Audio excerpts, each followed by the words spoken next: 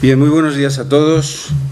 Bienvenidos al Senado, a este foro que, igual que en ocasiones anteriores, este Foro de las Autonomías celebra su tercera edición y que es producto de la iniciativa muy acertada del Instituto de Derecho Público de Barcelona y de la Fundación Manuel Jiménez Abad y el Instituto de Derecho Parlamentario.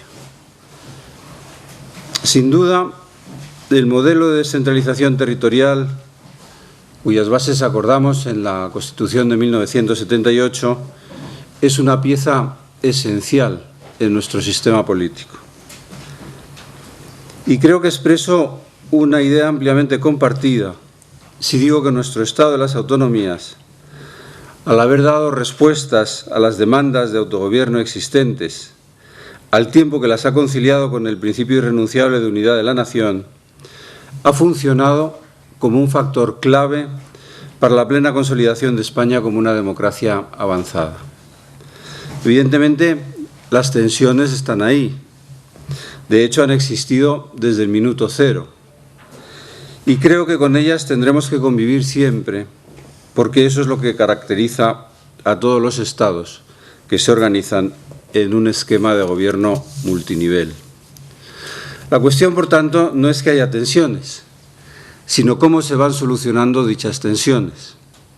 Y creo que eso siempre es posible, con tal de que todos los actores implicados actúen con espíritu de diálogo, desde la lealtad mutua y desde la aceptación de las reglas del juego que han sido acordadas por todos. Así es como en las décadas pasadas fuimos capaces de poner en funcionamiento uno de los estados más descentralizados del mundo. Y así debe de seguir siendo hoy y mañana, porque cualquier otra alternativa sería, sin lugar a dudas, sustancialmente peor para todos. En los últimos años, la profunda crisis económica ha provocado un auténtico desplome de la recaudación fiscal, cuyos efectos han padecido todas las administraciones del Estado, y en especial las comunidades autónomas, como responsables de la prestación de servicios públicos fundamentales como la sanidad o la educación.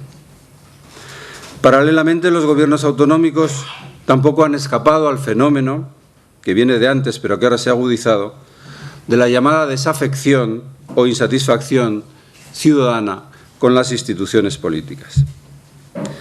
De estos asuntos tan de actualidad se va a tratar en este encuentro de hoy, del que a buen seguro podrán extraerse conclusiones de gran interés. La sostenibilidad y la calidad de los servicios públicos y de las políticas sociales que están en la médula de nuestro modelo de bienestar constituyen indudablemente uno de los mayores desafíos a los que hoy debemos enfrentarnos, en la crisis, pero también mucho más allá de la crisis. Ante tales desafíos, la única respuesta posible es la de las reformas. Reformas que, en primer lugar, sirvan para estimular el crecimiento económico y la recuperación del empleo, que en un contexto necesario de estabilidad presupuestaria proporcionen los recursos fiscales que garanticen el acceso de los ciudadanos a los servicios públicos en igualdad de condiciones. Y al mismo tiempo reformas para racionalizar y armonizar el funcionamiento de nuestras administraciones públicas a fin de exprimir al máximo el uso eficiente de sus recursos. Y esto, insisto, no ya como una respuesta coyuntural frente a la crisis, sino desde una perspectiva estructural. No se me ocurre un peor momento que este para pretender soluciones mediante recetas particularistas a problemas que son comunes. Y digo que son comunes porque afectan directamente a la vida de los ciudadanos, residan donde residan. La escala de los problemas a los que hoy nos enfrentamos nos exige actuar de consuno y sirve para poner de manifiesto aquello que, en mi opinión, sigue siendo el mayor déficit de nuestro modelo territorial después de 3 décadas largas de historia. Me refiero a la existencia de mecanismos de cooperación y de coordinación estables y eficaces entre los distintos niveles de gobierno. Necesitamos desarrollar de modo eficaz nuestros instrumentos de colaboración, especialmente en la escala multilateral, por supuesto en el ámbito intergubernamental, pero también en paralelo con la transparencia y la apertura a la participación social que ninguna institución mejor que la parlamentaria puede proporcionar. Y sí, para eso en concreto se inventó esta Cámara en la que nos encontramos. Me gustaría disponer de más tiempo para poder compartirlo con ustedes, pero lamentablemente la agenda del día siempre manda. Y de hecho he venido directamente de la reunión de Junta de Portavoces y ahora debo de acudir a la reunión de la mesa de esta Cámara. Pese a todo, no quisiera concluir mi intervención sin expresarle a todos ustedes mi agradecimiento por su presencia en este Foro de las Autonomías, cuyos trabajos tendrán lugar a lo largo del día de hoy y de los que a buen seguro podrán obtenerse conclusiones de indudable interés para el mejor funcionamiento de nuestro Estado autonómico. Por lo tanto, que tengan ustedes una jornada muy productiva y muchas gracias.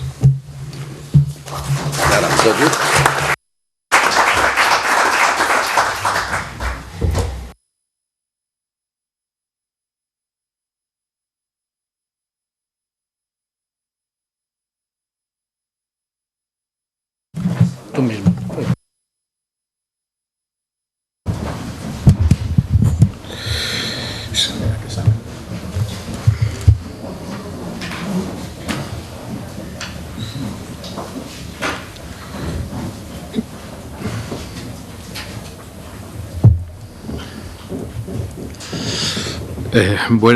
Buenos días a todos, a todas, señores y señoras. Es para mí, en nombre de la Fundación Manuel Jiménez Abad, una profunda satisfacción participar en la celebración de estas jornadas, de este tercer Foro de las Autonomías en la sede del Senado. La Fundación Manuel Jiménez Abad hizo desde su primer momento, desde su creación, de la colaboración institucional una seña de identidad. Sumar, hemos pensado, siempre es más productivo que restar. Sumar es la mejor manera de responder a las necesidades y exigencias de los ciudadanos. En ese camino, la Fundación ha ido trabando relaciones que hoy son amistad, relaciones personales, relaciones institucionales. En este sentido, quisiera, permítanme, agradecer a los profesores Eliseo Aja y Javier García Roca la confianza que han depositado y depositan en el trabajo de la Fundación y que ha posibilitado que nuestro recorrido de colaboración haya llegado hasta hoy, hasta esta sede. Con el Instituto de Derecho Público compartimos la voluntad de encontrar un diseño institucional para nuestra organización territorial del poder que permita afrontar los retos clásicos de la relación entre poder y territorio, eficiencia e integración.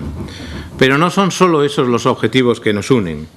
Nos unen también las formas y los procedimientos, la convicción de que el diálogo en una democracia es el cauce para el éxito. Con el Instituto de Derecho Parlamentario compartimos nuestra raíz parlamentaria, raíz que hoy está en esta sede del Senado, hoy quiero poner en valor. La democracia puede tener muchos objetivos, puede enriquecerse y debe enriquecerse desde muchas perspectivas, pero no hay ni habrá democracia sin representación. Solo la representación aproxima a la igualdad de todos los ciudadanos en la influencia del poder. Asimismo, la representación garantiza un primer y necesario espacio para la deliberación. Son tiempos complejos, tiempos difíciles, tiempos de transición, tiempos que exigen reflexión, rigor, diálogo, que exigen cauce para escuchar y dar voz al pluralismo social en todas sus sensibilidades. Desde las tres instituciones que organizamos este foro, procuramos responder a esta necesidad. En el día de hoy vamos a hacer balance del presente del Estado autonómico, centrando nuestro estudio en dos temas diversos pero vinculados por su gran actualidad: acción exterior y calidad democrática. Las comunidades autónomas son sujetos del Estado. En un mundo globalizado, su presencia más allá de las fronteras del Estado es una consecuencia inevitable. Son muchas las formas de presencia internacional que son connaturales a cualquier sujeto público o privado. La suma de esa presencia de las comunidades autónomas debe y enriquece al Estado. Es una premisa esencial. El Estado en su conjunto se enriquece por la suma de las entidades que forman la descentralización. Lógicamente, el presupuesto para hacer efectiva esa riqueza es la leal colaboración de las partes. La división territorial del poder ha sido y es control del poder. La división territorial del poder, por lo tanto, en sí misma es calidad democrática. Es bueno afirmarlo en la España de hoy cuando algunas sombras ideológicas se ciernen sobre el Estado autonómico. Hoy las comunidades autónomas, el escenario político y social que representan, debe ser contemplado como una excelente oportunidad para reconstruir la confianza de los ciudadanos en sus instituciones. Un espacio cercano, próximo a sus problemas más inmediatos y con flexibilidad natural para ensayar nuevas fórmulas de gobierno y administración que atiendan y mejoren las condiciones de los ciudadanos. Estoy seguro de que sobre todo ello escucharemos intervenciones del máximo interés y, lo más importante, estoy seguro de que tendremos ocasión de reflexionar y aprender. Muchas gracias.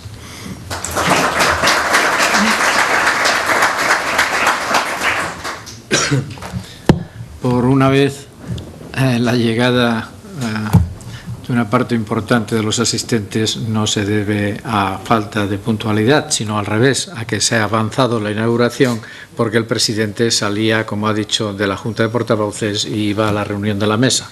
Por lo tanto, hemos empezado unos minutos antes y pido disculpas a todos por este pequeño desbarajuste, pero pequeño. Solamente dos ideas, porque en una inauguración protocolaria no cabe mucho más, para dar paso inmediatamente, sin solución de continuidad, a la primera sesión, a la de política exterior.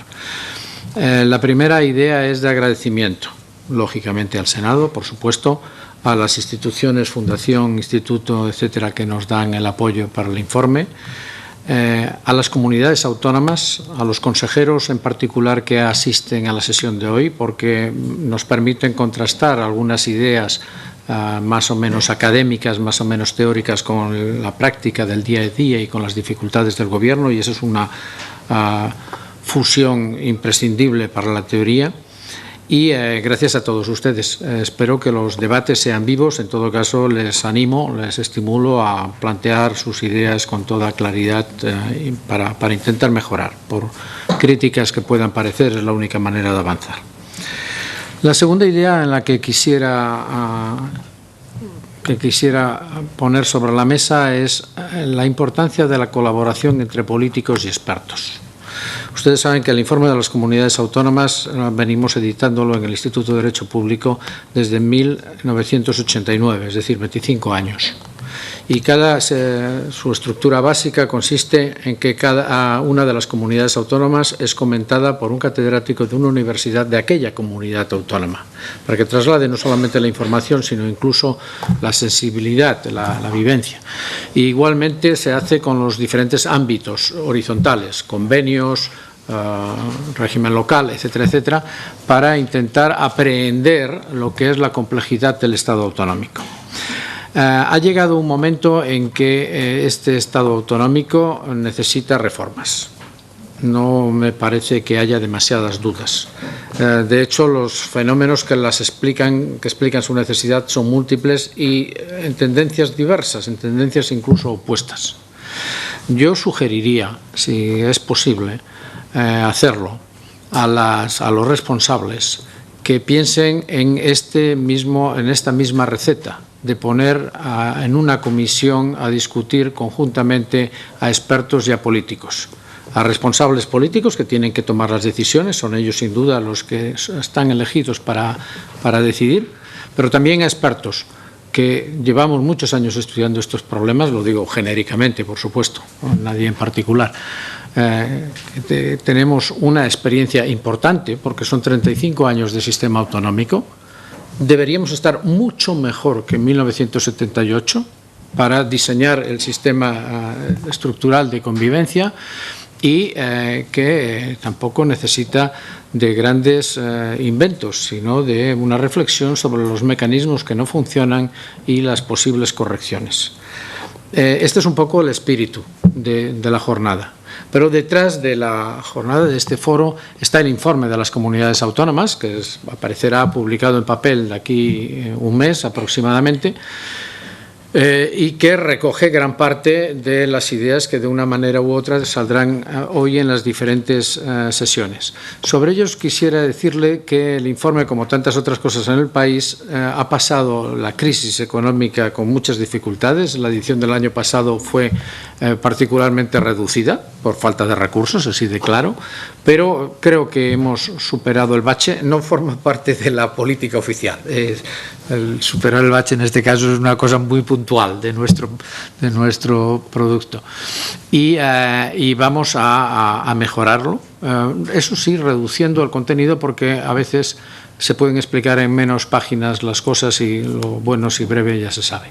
Además, he incorporado, y no quiero dejar de señalarlo, a la dirección a los profesores García Roca y José Antonio Montilla, respectivamente de la Universidad Complutense y de la Universidad de Granada, con lo cual conmigo hacemos un triángulo, en fin, un nuevo tripartito. Ahora que entra un expresidente del tripartito, formamos un nuevo tripartito en la dirección del informe de las comunidades autónomas. Espero que ustedes le sigan y espero que también nos aporten sus ideas. Si les parece, comenzamos la sesión primera.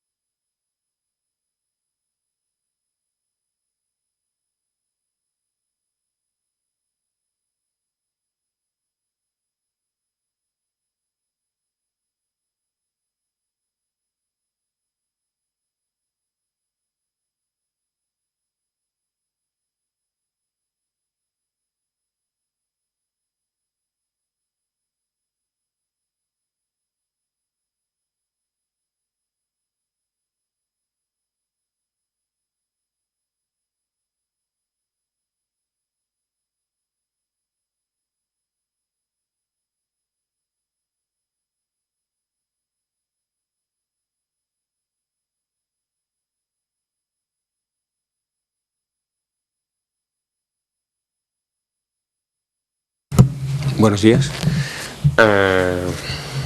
Iniciamos, si os parece, la primera de las sesiones que tenemos programadas dentro del Foro de las Autonomías, y iniciamos, digamos, esta primera sesión con la ponencia del profesor Rafael Bustos, ponencia sobre un aspecto crucial, digamos, en lo que hace referencia a la actualidad, que es la acción exterior de las comunidades autónomas. Por tanto, si os parece, la dinámica que utilizaremos, digamos, a la hora de realizar esta primera mesa redonda, esta primera sesión, sería primero una intervención de Rafael, expresando, digamos, las ideas principales de su ponencia, para después, acto seguido, iniciar una mesa redonda en la cual, pues, tanto el señor Fernando Ríos, comisionado para el desarrollo de autogobierno y las reformas institucionales del Gobierno de Canarias, como el señor Juan Manuel Rodríguez Barrigón, consejero del Consejo Consultivo de Extremadura, pues dialogaremos entre nosotros y entre ustedes para reflexionar sobre cuál es el alcance de esa acción exterior de las comunidades autónomas.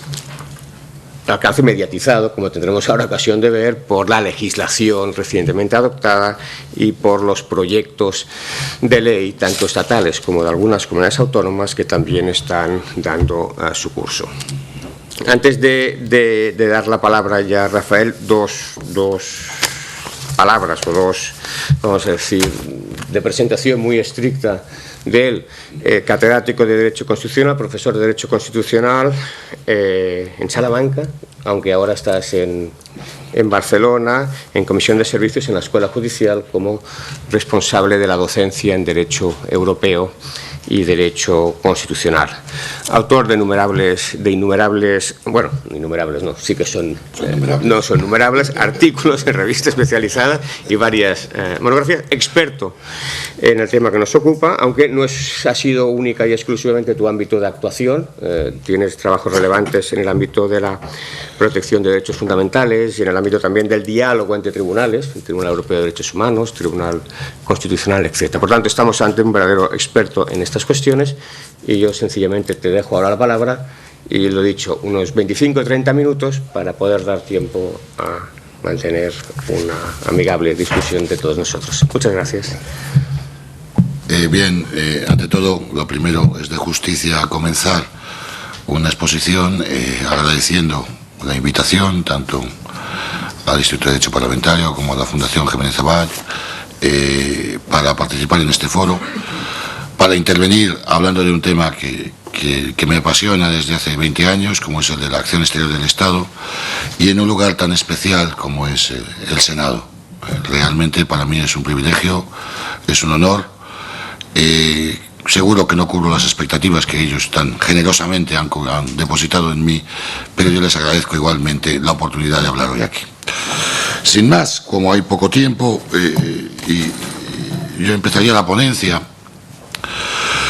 tratando de resumirla mucho. Está en sus manos y yo creo que eso permite más flexibilidad a la hora de exponer y también más brevedad. Sentando algunas premisas que creo que son importantes para entenderla. La primera premisa evidente es que hablamos de acción exterior, no hablamos de acción comunitaria. Y esto es importante ponerlo de manifiesto desde el principio del planteamiento de esta ponencia, porque lo comunitario y lo exterior cada vez tienen menos cosas en común. Lo comunitario y lo exterior cada vez van en direcciones más separadas. Lo comunitario es un tertium genus entre lo interior y lo exterior, que merece un tratamiento diferenciado, que ha tenido un tratamiento diferenciado y que tiene una evolución diferenciada. Tratar los dos temas en una misma ponencia, así se lo comenté a los organizadores desde el principio, hubiera sido bastante distorsionador.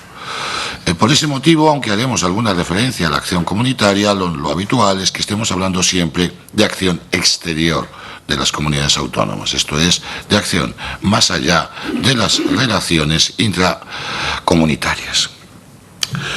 La segunda se resume en un término que si mi padre lingüista levantara la cabeza me mataría, porque es un palabro, y es el palabra glocal. Vivimos en un mundo glocal, no vivimos solo en un mundo global. Esto es, el término procede de Robertson, de un trabajo suyo del 92, y viene a designar que el mundo en el que vivimos hoy en día no es solo un mundo que haya superado las fronteras estatales como consecuencia de los grandes procesos económicos y de los grandes procesos de comunicación. El Estado se ha visto superado por arriba, ciertamente, pero también se ha visto superado por abajo. La grandeza del mundo ha provocado que también se haya producido como una especie de movimiento pendular, una búsqueda o un retorno a lo local, como elemento de identificación, como elemento de cohesión de los ciudadanos frente a un mundo tan enorme y tan inaprensible. Lo local, es decir, lo global y lo local, son perfectamente compatibles. No conviene olvidarlo. Son dos caras de una misma moneda y no son fenómenos contradictorios en sí mismos. Es más, lo peculiar de este mundo que vivimos es que lo local acaba teniendo una dimensión mundial. Esta creación de grupos fuertemente cohesionados en torno a ideas fuerza, tipo religión, tipo ideología, tipo cultura, tipo lengua, tiene a su vez una vocación de mundialización y una capacidad para alcanzar esa mundialización que nunca hasta ahora había tenido, gracias a las transformaciones en las formas de comunicarse. Una tercera premisa, creo que importante, sería que el análisis de este tipo de situaciones, de lo local, puede adoptar dos perspectivas. La perspectiva multinivel, de la cual ha hablado ya aquí el presidente del Senado, en la cual el funcionamiento de todo el sistema es un funcionamiento ordenado en niveles de gobierno perfectamente estructurados, esto es, una lógica multinivel, o una lógica más caótica, como puede ser una lógica en red, una lógica reticular, donde el orden no es tan sencillo y la estructuración conjunta no es ni mucho menos fácil de conseguir.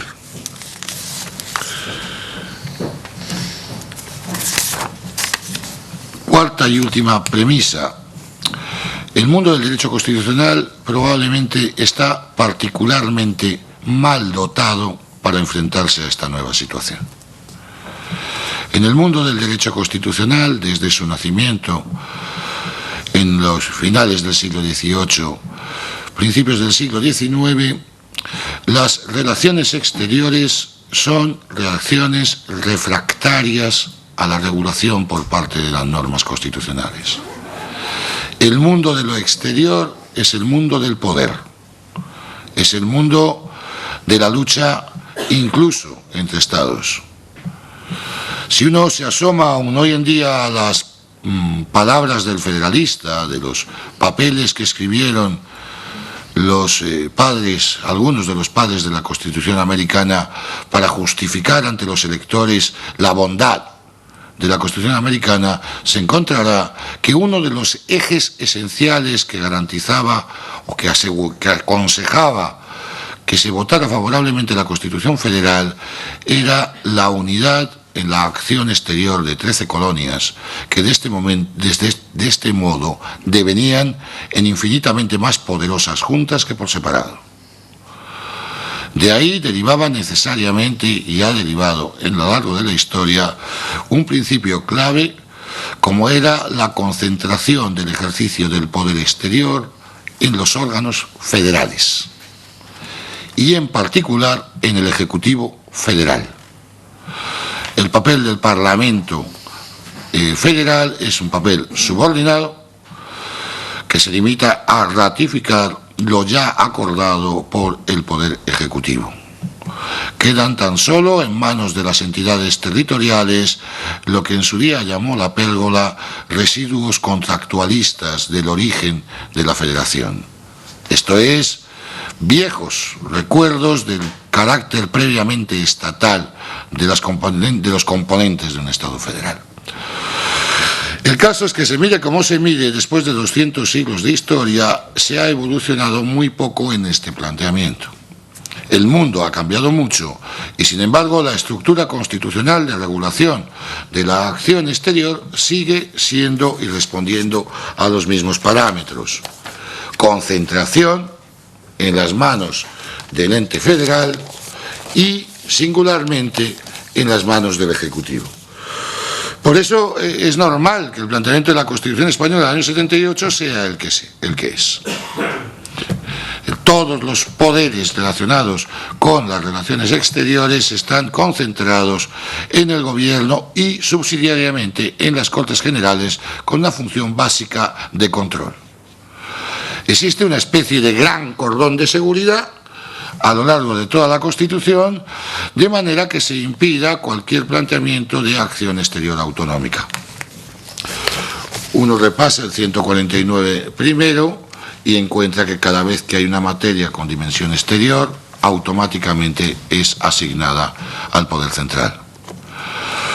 Uno se asoma a los debates constituyentes y encuentra las magníficas alocuciones de Heribert Barrera o de Monreal Cía en la Constituyente y encuentra también las magníficas contestaciones que realiza Herrero del Miñón, desde planteamientos donde se pone de relieve la necesidad de esta unidad de acción exterior.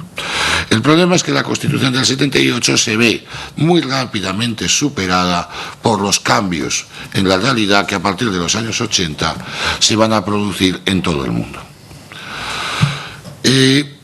Por ese motivo, el punto de partida que debemos tener en la distribución de competencias en materia de acción exterior no debe ser la Constitución, que reservaba al Estado en la competencia tercera del primer párrafo del artículo 149 las relaciones internacionales sin hacer mención a ninguna función, ni tampoco debe ser los estatutos de autonomía, puesto que todavía en la tramitación de los estatutos de autonomía en los primeros 80 el temor a cualquier proyección exterior de las comunidades autónomas cercenó la mayor parte de las propuestas. sino que el punto de partida constitucional debemos situarlo realmente en el año 1994 y en la sentencia 165/1994 relativa a la constitucionalidad de la oficina de Euskadi en Bruselas. En aquella decisión, el Tribunal Constitucional, un Tribunal Constitucional unánime, va a partir de un triple punto de vista. El primero es que no todo lo exterior es internacional. Lo comunitario es un tertium genus. Lo segundo, por tanto, dando un paso más, no toda actividad de la comunidad autónoma en el exterior o que tenga algún elemento de internacionalidad debe ser subsumida en la competencia exclusiva del 149.1 tercera de la Constitución. Tercer punto de partida y último paso en la argumentación, en el ejercicio de sus competencias y en la defensa de sus intereses, las comunidades autónomas a menudo tendrán que realizar actividades más allá de las fronteras estatales. A partir de esta argumentación en tres pasos, el Tribunal Constitucional procede a realizar la delimitación funcional del título Relaciones Internacionales. Y lo va a hacer, como lo había pedido la mayor parte de la doctrina, sobre todo internacionalista, que era la que de verdad se había ocupado sobre estos temas en aquella época. Los constitucionalistas llegamos bastante más tarde, en torno a las relaciones no internacionales, sino las relaciones sometidas al derecho internacional.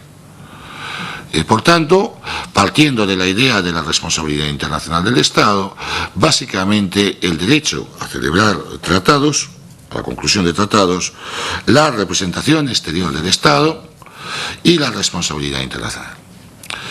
Ahora bien, quedaba un cuarto elemento que resulta muy difícil de definir, pero que era también básico para que el Estado pudiera desarrollar adecuadamente sus funciones.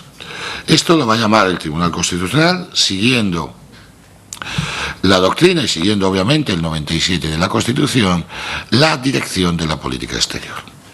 Que sea la dirección de la política exterior no es baladí, obviamente, porque dependiendo de la extensión que demos a este concepto, abarcará más y menos o menos ámbito funcional o material de competencias. La inmensa mayoría de la doctrina había defendido en aquella época, y ha defendido hasta hace muy poco, que la determinación de lo que sea la dirección de la política exterior debe realizarse por conexión con las relaciones de derecho internacional. Esto es, son relaciones de derecho internacional, es algo más que relaciones de derecho internacional, pero tiene que existir algún tipo de vinculación con esas relaciones. Bien, a partir de esta sentencia, aunque el proceso había empezado bastante antes, las comunidades autónomas desarrollan una abundante actividad exterior que se desarrolla en lo que podríamos llamar un universo anómico, porque solo con estas grandes prescripciones de la sentencia del Tribunal Constitucional se desarrollan estas actividades. En estas actividades, obviamente, y como es habitual, las comunidades autónomas vasca y catalana van a tener un papel de liderazgo, pero no debemos, yo creo, minusvalorar tampoco las actividades de la comunidad autónoma andaluza o la gallega, sobre todo en relación con sus comunidades de inmigrantes en el extranjero o incluso de la comunidad autónoma canaria por su peculiar situación geográfica. Bien, en este sentido, la reforma o los nuevos estatutos de autonomía pareciera constituir el momento correcto en el cual se podía proceder a una regulación de la actividad exterior de las comunidades autónomas. Y en efecto, con la aprobación del Estatut catalán comienza una regulación estatutaria generalizada en todas aquellas comunidades autónomas que abordaron la reforma o el cambio de estatut para regular las cuestiones relativas a la acción exterior. Aunque estuve de acuerdo con aquella parte de la doctrina científica que consideraba que la reforma estatutaria era positiva pese a no existir la reforma constitucional, lo cierto es que, visto con perspectiva, realmente la ausencia de reforma constitucional previa y por tanto el punto de partida del 78, que es un punto de partida equiparable al del siglo XIX, ha acabado convirtiéndose en un obstáculo muy relevante a la hora de plantear la relevancia de esta reforma estatutaria. Bien, ¿qué es lo que hacen los estatutos de autonomía siguiendo la estela del estatut y que está en el propio estatut? Pues básicamente oscilan entre dos polos. El primer polo es una codificación de lo existente, una codificación de lo que ya se hacía, de lo que ya existía. Y por otra parte, una regulación que pretendía disciplinar aspectos que realmente correspondían al Estado y por tanto cuya eficacia y puesta en práctica iba a depender de cómo lo recibiera el Estado en su propia legislación. Respecto a la codificación, el Estatut y casi todos los demás estatutos que se reformaron van a contener los siguientes aspectos. El primero, van a delimitar los objetivos generales de la política exterior autonómica. Esto es relativamente novedoso, si bien ya existía en otras constituciones iberoamericanas sobre todo, y que demuestra la progresiva asunción de que lo exterior debe ser objeto de regulación constitucional. La actividad exterior de los Estados no tenía parámetros de justicia, no estaba vinculada, por ejemplo, a la promoción de derechos humanos, no estaba vinculada al respeto a los derechos humanos, y sigue sin estarlo, en muchos sentidos.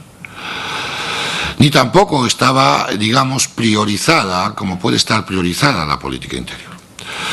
Por tanto, la inclusión de estos objetivos era importante en este sentido y era importante también en el sentido de poner de relieve algo que me parece importante.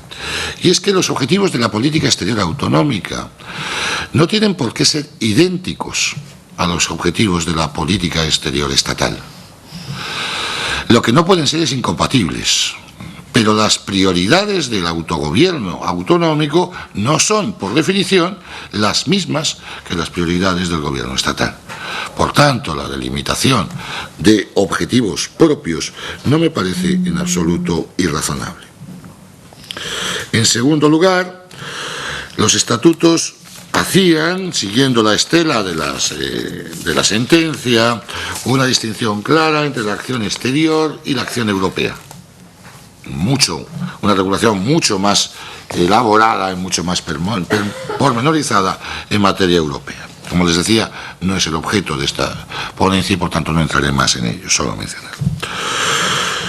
En tercer lugar, lo que hacían los estatutos era una sistematización de la acción exterior autonómica.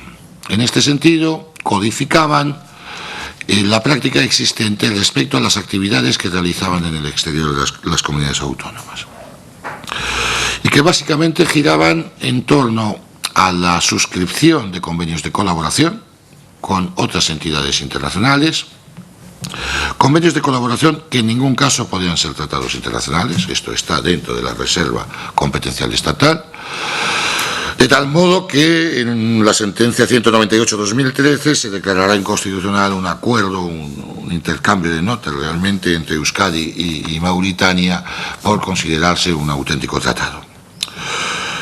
Igualmente realizarán, segundo aspecto, actividades de fomento o de promoción en el exterior de la propia comunidad autónoma. Actividades que pueden llegar incluso a la promoción de intereses a través de la creación de oficinas permanentes.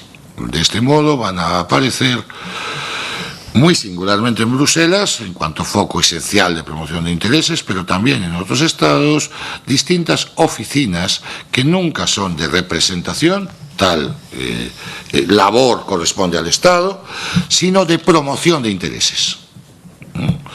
En la medida en que no pretenden ser representación, están dentro del ámbito competencial de las comunidades autónomas. Y finalmente, los estatutos van a incluir aquellos ámbitos materiales en los cuales la actividad exterior autonómica había sido más interesante. Entre ellos, me interesaría destacar, aparte de las actividades de fomento, las actividades de cooperación transfronteriza, muy importantes en algunas de las comunidades autónomas, las de cooperación interterritorial, que además van a tener un marco normativo internacional en el ámbito del Consejo de Europa y después en el ámbito del derecho comunitario. Y por último, van a desarrollar un papel importante en materia de cooperación al desarrollo. Junto a estas actividades que ya realizaban, los estatutos van a prever la presencia autonómica en las competencias del Estado. Bien, como tengo que resumir, no las enumeraré, pero esta presencia, básicamente presencia en delegaciones estatales, presencia en representaciones ante organizaciones internacionales, presencia en tratados internacionales, se va a encontrar, como va a recordar la sentencia 31/2010 sobre el Estatuto de Autonomía de Cataluña, se va a encontrar con el tope de la reserva estatal. Son constitucionales en la medida en que así lo prevea la legislación estatal. Bien, ¿qué es lo que ha cambiado este año? Este año lo que ha cambiado es la tramitación y aprobación de la Ley de Acción Exterior, Ley 2/2014, de 25 de marzo. En paralelo, la tramitación de la Ley de Tratados y otros acuerdos internacionales, que actualmente está en el trámite, el informe de la ponencia ha sido aprobado el 7 de mayo, con alguna variación interesante respecto al proyecto. Y en paralelo va a existir, se van a plantear en Cataluña el proyecto de ley de la acción exterior de Cataluña. Bien, estos dos proyectos y esta ley ya aprobada, digamos que desarrollarían la foto fija de la situación en la actualidad. Bien, respecto a la Ley de Acción Exterior, que es obviamente la más importante y que es la que ya está aprobada. Respecto a su tramitación, se podría hacerse alguna crítica en el sentido de quizás no haber conseguido el suficiente consenso, pero me temo que el momento político está con graves dificultades para obtener consensos. Quizás podría haber tenido una discusión más elaborada, puesto que fue aprobada en comisión. Es cierto que se puede aprobar en comisión sin mayor problema, pero quizás la vocación al pleno hubiera sido interesante. Sea como fuere, la Ley de Acción Exterior es la culminación de cerca de 40 intentos de regular la materia desde el año 78, lo cual demuestra la enorme dificultad que tiene la cuestión.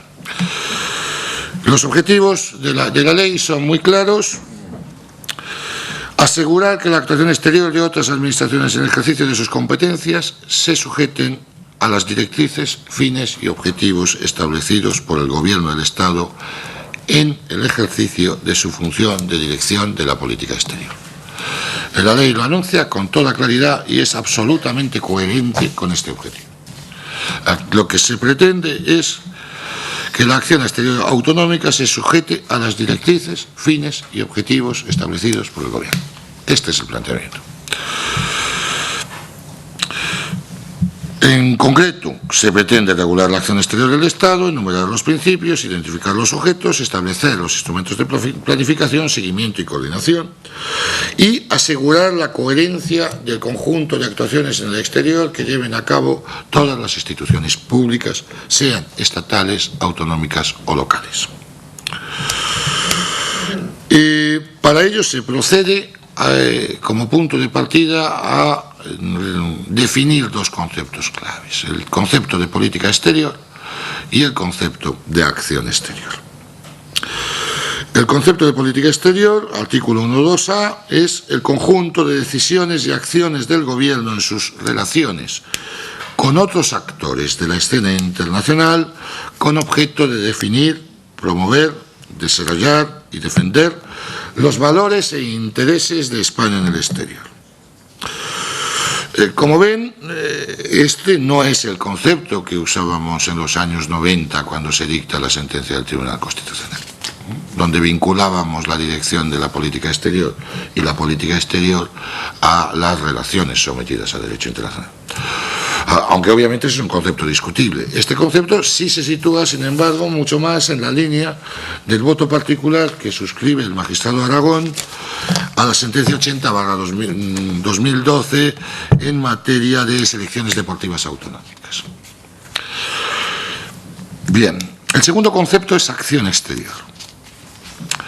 Acción exterior, artículo 1.2b, es el conjunto ordenado de las actuaciones que los órganos constitucionales, las administraciones públicas y los organismos, entidades e instituciones de ellas dependientes llevan a cabo en el exterior en ejercicio de sus respectivas competencias, desarrolladas de acuerdo con los principios establecidos en esta ley y con observancia y adecuación a las directrices, fines y objetivos establecidos por el Gobierno en ejercicio de su competencia de dirección de la política exterior.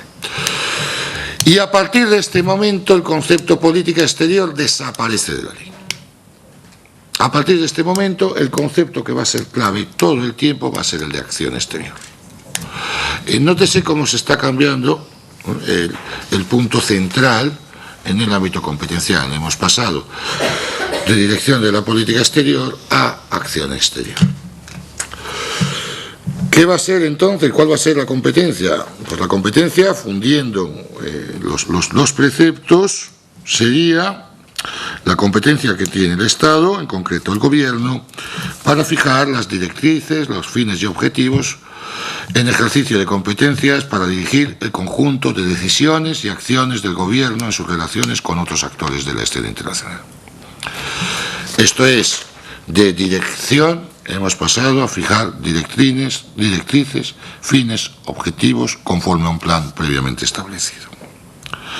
De una competencia de coordinación hemos pasado a una competencia de fijación de bases, regulación reglamentaria, planificación, coordinación y control. Bien, este es el punto de partida y a partir de este punto de partida, como les decía, la ley es absolutamente coherente. Haciendo una lectura rápida, la ley creo que en cierta medida minusvalora la acción exterior autonómica hasta ahora realizada. La minusvalora, por ejemplo, al igualarla a las entidades locales, lo cual a uno le sorprende, uno no entiende muy bien. He utilizado este ejemplo en un seminario anterior. La acción que tienen en común la acción exterior de Salamanca, en mi tierra, y la de la Comunidad Autónoma de Castilla y León. No sé muy bien qué tienen en común las relaciones entre mi tierra de acogida, Sant Cugat del Vallès, con Alba, precioso municipio del Piamonte, con la promoción de los intereses en el extranjero de Cataluña. Creo que son dos realidades muy distintas. Y esto se ve muy claramente en las prioridades que fija la ley, ¿no? Los objetivos que los estatutos han ido fijando en su reforma como objetivos prioritarios de la acción exterior autonómica simplemente no aparecen. Incluso en algunos temas emocionalmente importantes, como puede ser la relación con comunidades de migrantes en el extranjero.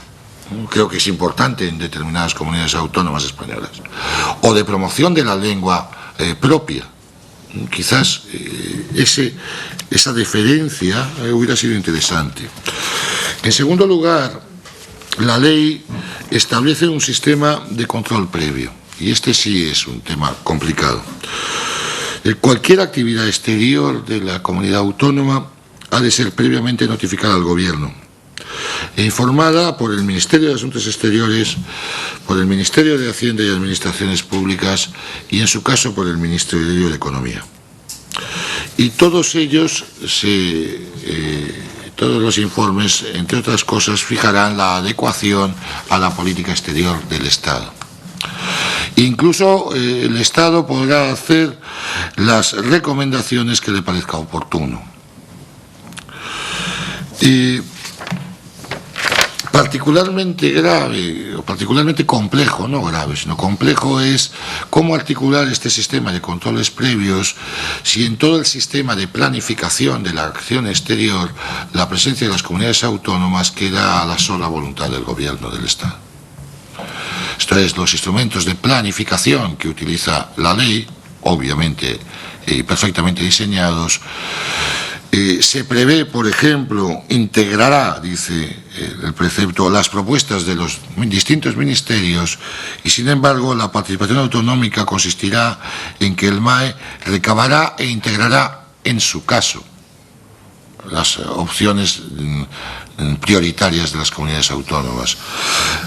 En función, dice, la integración de las prioridades de las comunidades autónomas a la adecuación a las directrices, fines y objetivos de la política exterior fijados por el gobierno. Esto es, el gobierno fija las directrices y luego dice que las opciones pedidas por las comunidades autónomas no caben dentro de las directrices.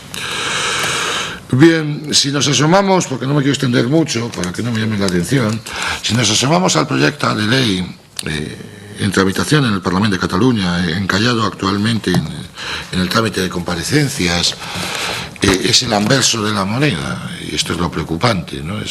Si decíamos que la Ley de Acción Exterior no tenía en cuenta las competencias autonómicas, el proyecto simplemente no tiene en cuenta las competencias estatales. Claro, no creo que este sea un buen resultado, se mire como se mire. No voy a entrar a fondo en el proyecto, pero sí me gustaría destacar el título segundo y el título tercero del proyecto, en el sentido de que recoge muy claramente lo que harán las comunidades autónomas o lo que podrían hacer las comunidades autónomas si ven cercenados los caminos de acción exterior por un exceso de control por parte del Poder Central.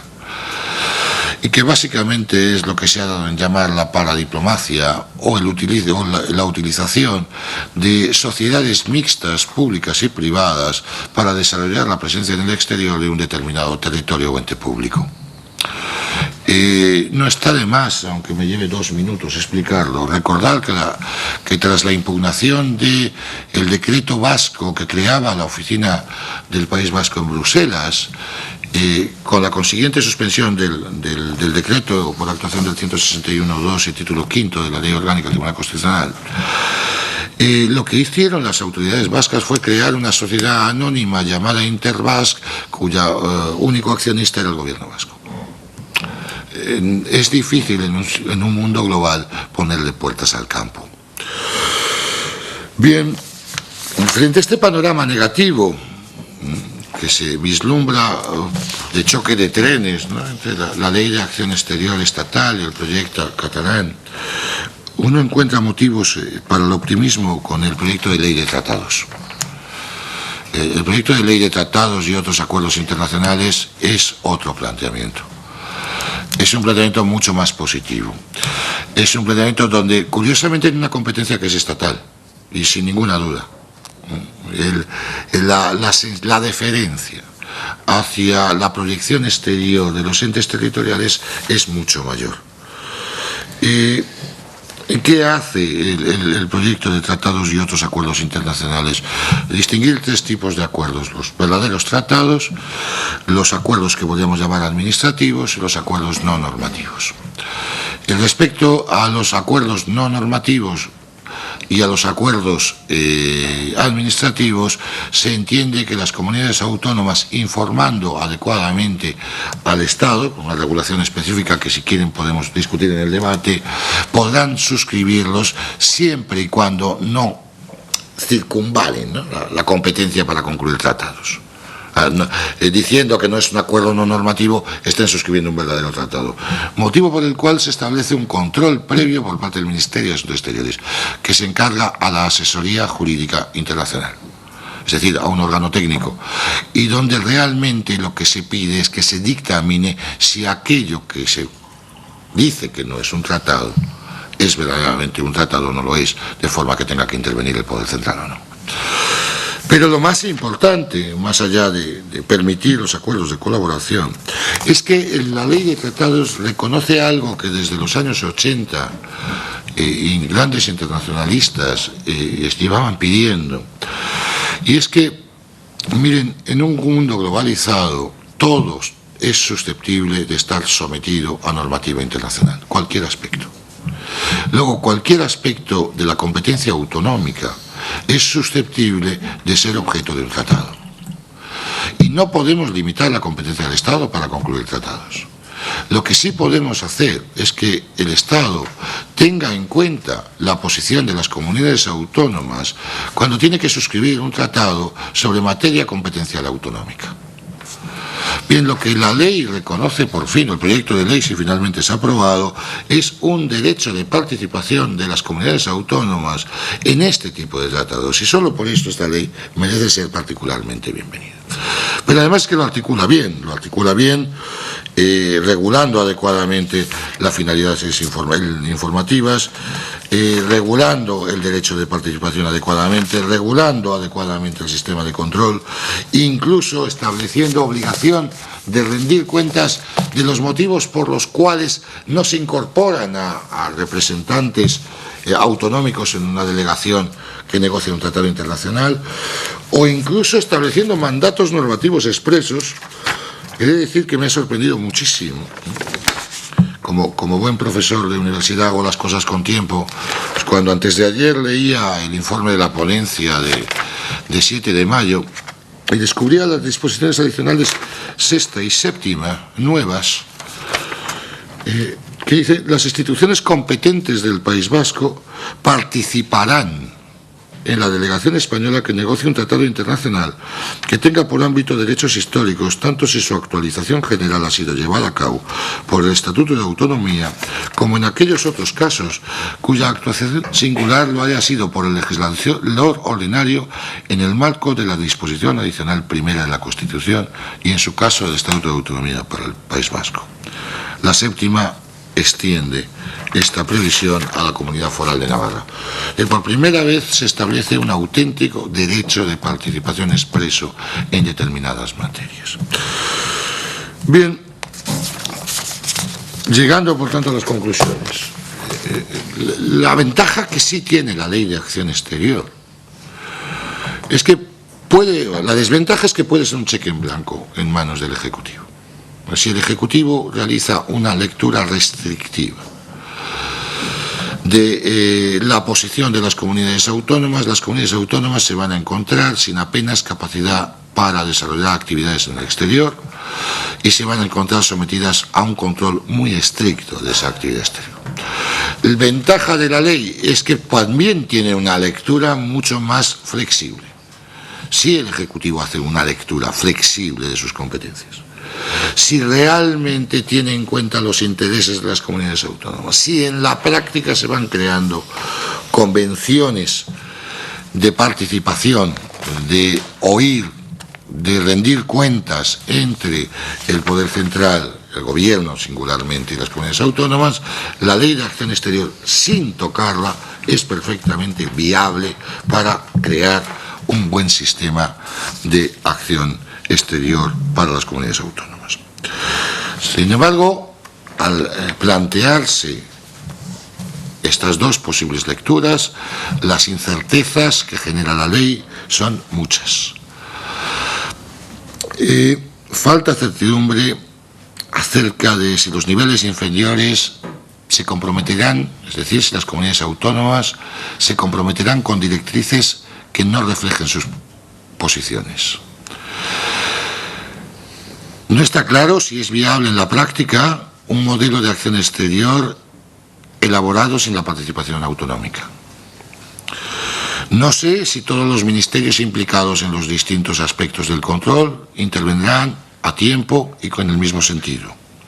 No sé si se podrá mantener un constante control por el Ministerio de Hacienda sobre toda actividad exterior de las comunidades autónomas. No sé si las recomendaciones del Ministerio de Asuntos Exteriores serán seguidas por las comunidades autónomas. No está claro si cabe alguna reacción jurídica frente a alguna infracción de las directrices estatales. No está claro si se puede paralizar una acción exterior autonómica por ser contraria a las directrices. No está claro si servirá de algo la acción exterior una vez hayan transcurrido los 5 meses de paralización automática. No está claro si se podrá judicializar toda actividad exterior. No está claro si servirá de algo judicializarlas. No está claro si el sistema de distribución de competencias español permite un control político sobre las acciones de las comunidades autónomas. No está claro si cabe un control previo. No está claro si las comunidades autónomas no podrán usar técnicas de derecho privado para evitar los controles. En fin, son muchas todavía las incertezas. Lo que sí ocurre es que es posible que la lectura de la Ley de Acción Exterior en el futuro acabe respondiendo más a una lógica, les decía al principio, reticular y no de multinivel, donde no tanto se pretenda regular todos y cada uno de los aspectos de la acción exterior de las comunidades autónomas, como de establecer los límites, las líneas rojas, que nunca y en ningún caso deben traspasar las comunidades autónomas en el ejercicio del poder exterior. La reciente intento de incorporación a la comunidad francófona de la Comunidad Autónoma de Cataluña es un ejemplo del tipo de líneas rojas que existen no ya en el ámbito estatal, sino en el ámbito del derecho internacional puro y duro. Creo que es más útil un sistema en el cual la diversidad de España pueda proyectarse en el exterior de manera coherente, porque no mandamos mensajes contradictorios, pero de manera diversa, como diverso es el propio Estado. Ahora bien, esto va a ser más una cuestión de práctica y va a ser más una cuestión de el desarrollo que las distintas entidades administrativas den a la ley o consigan hacer de la ley. Así que ahora el tejado, la pelota está en su tejado y no en el nuestro. Muchas gracias. Muchas gracias, Rafael. Pasaré ahora la palabra al señor Fernández Ríos Rull, el comisionado para el desarrollo, el autogobierno y las reformas institucionales del Gobierno de Canarias. Yo solamente una nota, siguiendo, digamos, en tu ausencia de claridad que ibas comentando. Yo creo que ha quedado claro que no está claro, en todo caso. Y hace falta ver, ¿no?, cómo se implementará la ley, cómo se va a aplicar, para ver si la ley se decanta hacia ese modelo más piramidal, jerarquizado que tú comentabas, o hacia un modelo más reticular, más de coordinación entre los diferentes participantes en la acción exterior española. Tiene la palabra Fernando, cuando quieras. Muchas gracias. Antes que nada, dar las gracias al Instituto de Derecho Público, a la Fundación Jiménez Abad y al Senado, tanto por la celebración de estas jornadas como por mi invitación a participar en ellas. Yo no soy consejero de la Comunidad Autónoma, cargos de comisionado con rango director general. En Canarias ahora mismo competente en materia de acción exterior es un viceconsejero, pero en la legislatura pasada tenía una estructura totalmente distinta que intentaré explicar. Mi intervención va a estar realizada por pinceladas. Intentar en estos 15 minutos abarcar el mayor número de cuestiones posibles y con la intención de lo que decía antes Eliseo, de complementar la teoría de los expertos con la práctica, con lo que se lleva haciendo en Canarias desde hace más de 30 años. Y como ustedes saben, Canarias es una comunidad autónoma archipelágica, alejada del continente y por tanto, por sus características geográficas, llamada a tener una acción exterior, a relacionarse con determinados ámbitos. Además, en el ámbito de la Unión Europea tenemos reconocido el estatus de región ultraperiférica, que viene a suponer la modulación, la excepción de determinadas políticas y normativas europeas en Canarias, por tanto con la necesidad de permanentemente estar negociando o revisando la normativa europea e intentar adaptarla a las características geográficas, pero también económicas, climáticas, etcétera, etcétera. Y por último también tenemos una importante comunidad de canarios en el exterior, prácticamente la misma cantidad de canarios, no tanto porque últimamente tenemos un aumento significativo, pero se cifran más de 1 millón los canarios que pueden estar en el exterior. sino originarios y descendientes. Por tanto, tenemos una gran actividad de atención a canarios en el exterior, y esas características han sido recogidas en el Estatuto de Autonomía, que establece pues todas esas especificidades, esa atención necesaria a las comunidades de Canarias en el exterior, esa posibilidad de instar tratados al Estado. Incluso habla de algo del Estatuto de Autonomía, algo tan singular como hacer propuestas en materia de residencia y trabajo de extranjeros en Canarias, y no solo la actividad de Canarias fuera, sino la posibilidad de que cuestiones relacionadas con extranjerías incidan en nuestro territorio. En definitiva, que el propio estatuto originario del año 82 y la reforma del 96 pues contemplan esa actividad exterior. Desde el año 2007 también estamos intentando reformar el estatuto, infructuosamente. Ahora mismo tenemos una proposición de ley en el Parlamento de Canarias que intenta pues coger el vagón de esas reformas estatutarias de tercera generación, y también contiene las cuestiones que ha comentado el profesor Bustos de hacer más todavía, no solo esas cuestiones de información, sino de participación en delegaciones, de abrir o tener delegaciones en el exterior, de tener relación directa con instituciones extranjeras o internacionales, etcétera, etcétera. Por tanto, Canarias en su normativa contempla como algo natural, como algo derivado de sus propias características, esa acción exterior. Y casi todos los gobiernos desde el año 82 han adaptado su estructura orgánica a esa necesidad de relacionarse en el exterior. La mayor organización fue durante las dos últimas legislaturas, donde existía un comisionado de acción exterior con rango de consejero, por tanto con sillón en el Consejo de Gobierno, y colgaba de ese comisionado de acción exterior pues una viceconsejería de inmigración y 3 direcciones generales, una de África, otra de América y otra delegaciones con la Unión Europea. Por tanto, prácticamente nos relacionábamos con nuestro entorno geográfico, político y cultural.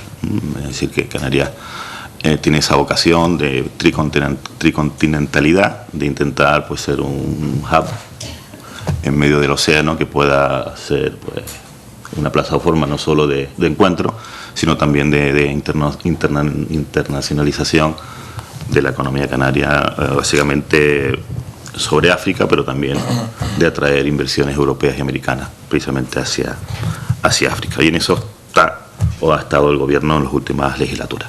Sin embargo, precisamente derivado de la crisis económica, de la necesidad de suprimir estructuras, actualmente, como dije, solo existe una viceconsejería, se han suprimido la Dirección General de América, que asume el viceconsejero, y sí hay una Dirección General de Relaciones con África y otra de relación con la Unión Europea, que es básicamente nuestro ámbito de actuación. El viceconsejero se dedica a la diáspora, a los canarios en el extranjero, en el exterior, con ayuda a la cooperación, con ayudas médicas, con creación de las casas canarias, etcétera, etcétera, con una importante presencia básicamente en Venezuela, Cuba, Argentina, Uruguay, algunas cuestiones también en Estados Unidos. En África tenemos una relación con nuestro entorno más inmediato, Marruecos, Mauritania, Senegal, Cabo Verde y últimamente también con Guinea Ecuatorial, en donde mantenemos una presencia permanente e intensa. Aparte de eso, o precisamente por eso, tenemos 3 delegaciones o 3 oficinas en el exterior, una en Bruselas, otra en Caracas y otra en Cabo Verde.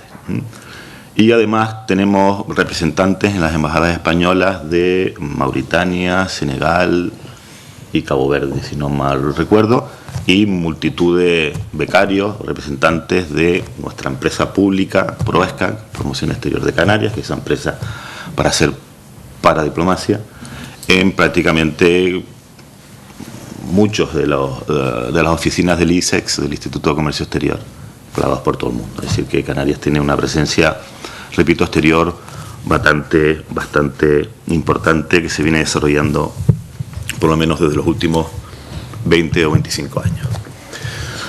Y desde ese punto de vista nuestra experiencia, bueno, es agridulce. Es agridulce porque ha habido lealtad por parte de la comunidad autónoma. De hecho, en muchas ocasiones ha sido la comunidad autónoma la que ha tenido que tirar del Estado para abrir nuevos mercados, nuevas relaciones con Estado. Si mal no recuerdo, la embajada en Cabo Verde precisamente se creó porque Canarias tiene una importante presencia en ese país y por tanto era necesario tener una presencia porque hasta ese momento se tenía en el continente que abarcaba varios países. Y digo agridulce porque en el otro sentido pues es que el Estado pues ha sido lento a la hora de moverse o de intensificar esas relaciones. Quiero decir con esto que desde la comunidad autónoma entendíamos que era necesaria una ley de acción exterior, es decir, que era necesario regular cómo se articulaban esas relaciones conjuntas entre el Estado y la comunidad autónoma en defensa de cada uno de sus intereses. Pero coincido con el profesor Bustos en que creemos que esta ley pues no da respuesta a esa necesidad y que son tantos los interrogantes que al final va a ser una norma inútil, o por lo menos que no dé respuesta a los verdaderos problemas que habría que resolver. A nosotros, como comunidad autónoma, el Ministerio nos dio audiencia en los primeros borradores, en los primeros anteproyectos de ley. Nosotros hicimos alegaciones, no fueron tenidos en cuenta en absoluto. Y una vez aprobada hemos abierto el mecanismo de negociación del artículo 33.2 de la Ley Orgánica del Tribunal Constitucional, precisamente porque creemos que hay determinadas cuestiones que vulneran el marco constitucional. El primero ya lo ha anunciado el profesor Bustos, que es una desconsideración no ya hacia las comunidades autónomas, sino hacia el modelo de Estado. Es decir, esta ley no responde a la estructura territorial del Estado, no es capaz de, no sé si de aceptar, o por lo menos de concebir, que estamos en un Estado complejo, compuesto, políticamente descentralizado, donde el poder político está distribuido entre instancias centrales e instancias territoriales. Y esto que no lo hace la Ley de Acción Exterior, sí lo hace la Ley de Tratado. Por tanto, parece que el origen de ambas leyes es distinto. Parece que esta Ley de Acción Exterior, como muchas otras que hemos tenido que recurrir desde la comunidad autónoma o abrir negociaciones, viene de la factoría FAES. Y todos ustedes saben lo que es la factoría FAES, es decir, una determinada concepción ideológica que no compatibiliza bien con estos 35 años, como decía el profesor Braja, de desarrollo autonómico que debería haber dado los mecanismos, los mimbres para tener un mejor modelo que cuando se creó. ¿Qué es lo que discrepamos? Pues prácticamente cuestionamos una treintena de artículos, pero básicamente los podemos englobar en cuatro grandes bloques, ¿no? Esta desconsideración de las comunidades autónomas y su equiparación con los entes locales, desconociendo esa autonomía política que después se vuelca en el tema de los controles, que es el segundo de las grandes cuestiones. Antes el profesor Bustos se cuestionaba si caben controles. Yo creo que la jurisprudencia del Tribunal Constitucional ya está consolidada en que no cabe controles de oportunidad. Por tanto, controles previos sobre la actuación de las comunidades autónomas ni en este ni en otras materias es posible. Por tanto, los que establece esta ley pues son, desde nuestro punto de vista, inconstitucional, tanto para abrir oficinas en el exterior como para hacer determinadas acciones que, como dijo el profesor Bustos, la somete hasta un triple control, asuntos exteriores, Hacienda y Administraciones Públicas y Economía, con lo cual aquí también se ve el sello de esa estabilidad presupuestaria y de la reforma constitucional del artículo 135 que se extiende pues prácticamente a todas las cuestiones. También cuestionamos la no participación de las comunidades autónomas en ese diseño de la acción exterior.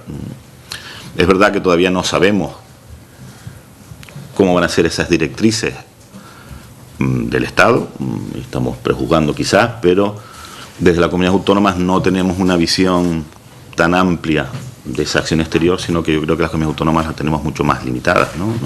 Por capacidad y por intereses, y por tanto son incompatibles sujetarnos a esas directrices porque no vamos a tener espacio donde movernos, con lo cual hace inútil esa directriz porque o no vamos a tener ninguna o las que tengamos no nos va a dejar actuar. Por tanto, va a ser inútil. En cualquier caso, también cuestionamos que no participemos con lealtad en esa elaboración de las directrices y, por tanto, que podamos contribuir dentro de nuestra modestia a enriquecer esa política exterior, marca España, o como quieran llamarlo, que elabore el Estado. Y por último, también nos parece un poco extraño cómo se configura el servicio exterior, o mejor dicho, cómo subordina la acción exterior de las comunidades autónomas a lo que quiera hacer el servicio exterior. En vez de establecer un servicio exterior que pueda servir a las comunidades autónomas y, por tanto, las comunidades autónomas nos podamos servir de ese servicio exterior, de esa experiencia, de esa diplomacia para hacer nuestra política exterior, lo que hace la ley es que, digamos lo que digamos, el servicio exterior va a hacer lo que quiera. Por tanto, lo que supone es un obstáculo para poder desarrollar una verdadera acción exterior. ¿Qué es lo que resuma toda esta ley? Pues cuanto menos un paternalismo, es decir, que el Estado nos trata como menores de edad, como chiquillos que hay que llamar al orden, por eso lo de el conjunto ordenado de acciones exterior, nos tiene que llamar al orden porque o gritamos, o jugamos, o molestamos, y digo cuanto menos porque muchas veces lo que supone es nos ignoran lo que hacen las comunidades autónomas y muchas veces pues incluso hasta un desprecio.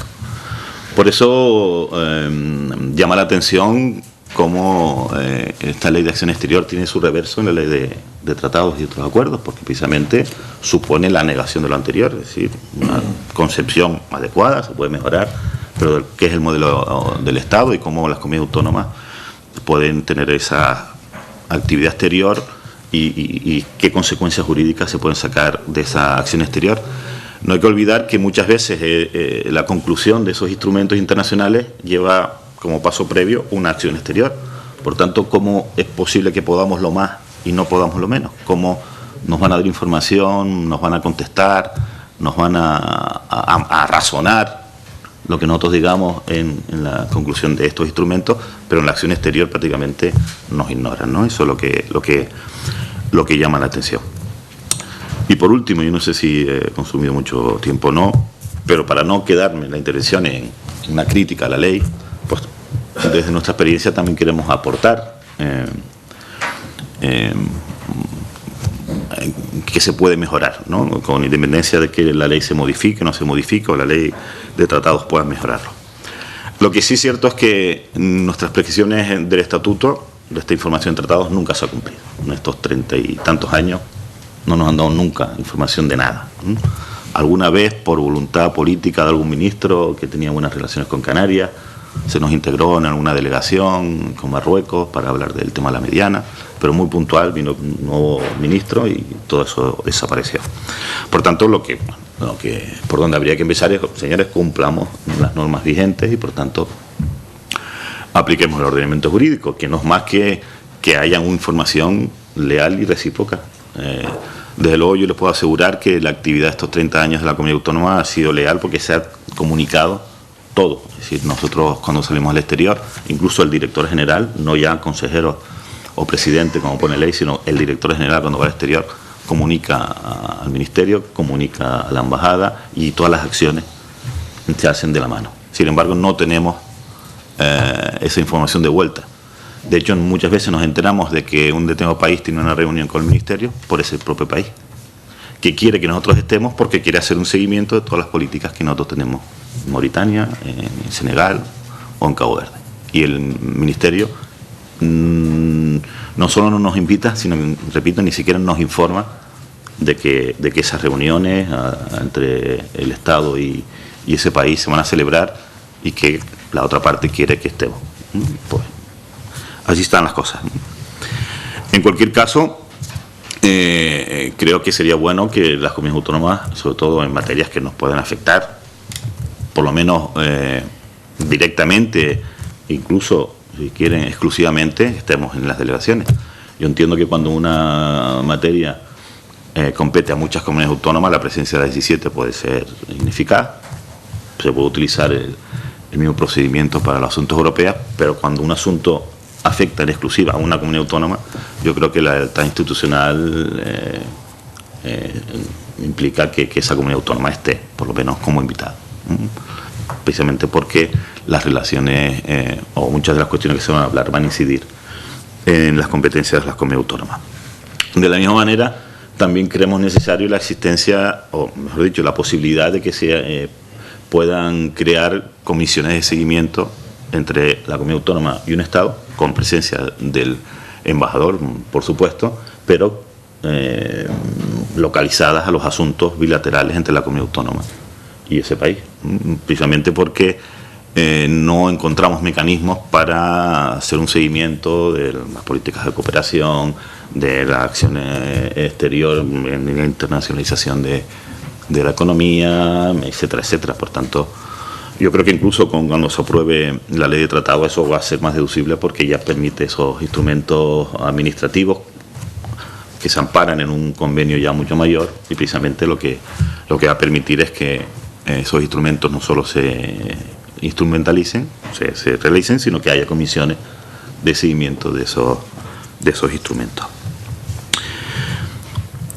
También entendemos, como dije antes, la necesidad de que se comparta el servicio exterior. El servicio exterior no puede ser algo propio y exclusivo del Estado, sino que precisamente ponga a disposición de las comunidades autónomas medios personales y materiales para que las comunidades autónomas no tengan que crearlos o externalizarlos o hacerlo de manera precaria.